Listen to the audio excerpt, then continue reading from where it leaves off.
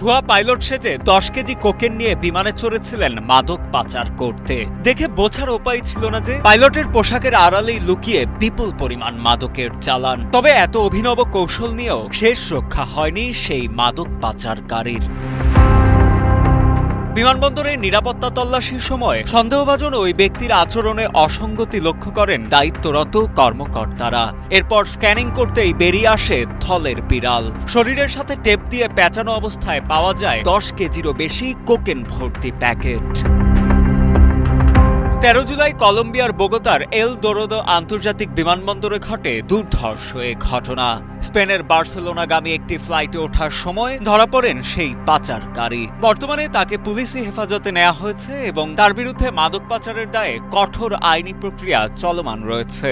পুলিশের দাবি, সময়মতো এই চালানটি জব্দ করা না গেলে আন্তর্জাতিক বাজারে ছড়িয়ে পড়ত হাজার হাজার ডোজ কোকেন। সাজিদা আনিল, ডেস্ক রিপোর্ট, সময়ের আলো।